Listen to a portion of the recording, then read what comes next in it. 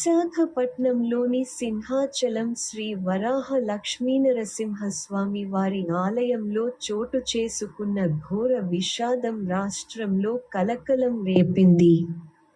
అప్పన్న స్వామి చందనోత్సవ పర్వదినాన స్వామివారి నిజరూప దర్శనం కోసం 300 రూపాయలు టికెట్తో క్యూలైన్లో వేచి ఉన్న భక్తులపై ఒక్కసారిగా ఆలయ ప్రాంగణంలోని గోడ కూలిపడటంతో 7 దుర్మరణం చెందారు.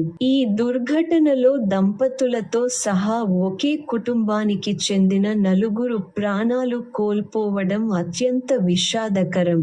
ఈ ఘోర దుర్ఘటనపై తీవ్ర దిగ్భ్రాంతి వ్యక్తం చేసిన మాజీ ముఖ్యమంత్రి, వైఎస్ఆర్సీపీ అధ్యక్షులు వైఎస్ జగన్మోహనరెడ్డి తక్షణమే తాడేపల్లి నుంచి విశాఖ చేరుకున్నారు.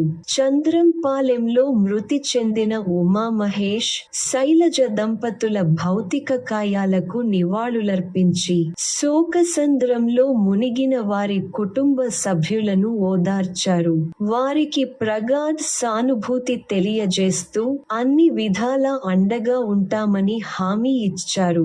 అనంతరం మీడియాతో మాట్లాడిన వైఎస్ జగన్ రాష్ట్ర ప్రభుత్వంపై, ముఖ్యంగా ముఖ్యమంత్రి చంద్రబాబు నాయుడుపై తీవ్ర స్థాయిలో ధ్వజమెత్తారు.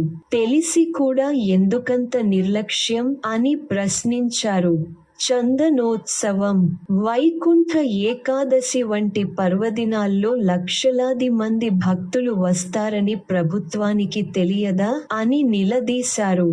భక్తుల భద్రతకు సరైన ఏర్పాట్లు చేయకుండా నిర్లక్ష్యంతో ప్రాణాలను బలిగొన్నారని మండిపడ్డారు. గతంలో తిరుపతి వైకుంఠ ఏకాదశి సందర్భంగా జరిగిన తొక్కిసలాటను ఈ సందర్భంగా గుర్తు చేశారు. భద్రతా సిబ్బందిని చంద్రబాబు కుప్పం పర్యటనకు పంపి భక్తులను ఒకేసారి వదిలి తొక్కిసలాటకు కారణమయ్యారని, అక్కడ 6 మరణానికి ప్రభుత్వ నిర్లక్ష్యమే కారణమని ఆరోపించారు. ఇప్పుడు సింహాచలంలో కూడా ఇదే నిర్లక్ష్యం కొనసాగిందని విమర్శించారు.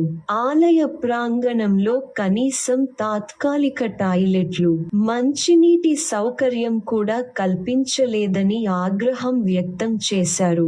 దుర్ఘటనకు కారణమైన గోడ నిర్మాణంపై తీవ్ర అనుమానాలు వ్యక్తం చేస్తూ ఇది పచ్చి అవినీతికి, నిర్లక్ష్యానికి నిదర్శనమని ఆరోపించారు.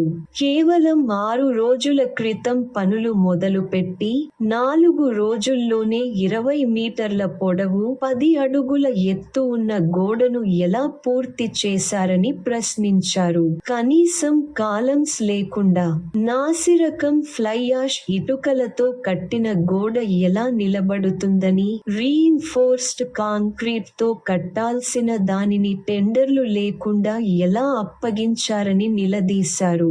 2 రోజుల క్రితమే నిర్మాణం పూర్తయిన కొత్త గోడ పక్కనే వందలాది మంది భక్తులను ఎలా నిలబెట్టారని, భద్రత గురించి ప్రభుత్వం ఏమాత్రం ఆలోచించలేదని మండిపడ్డారు.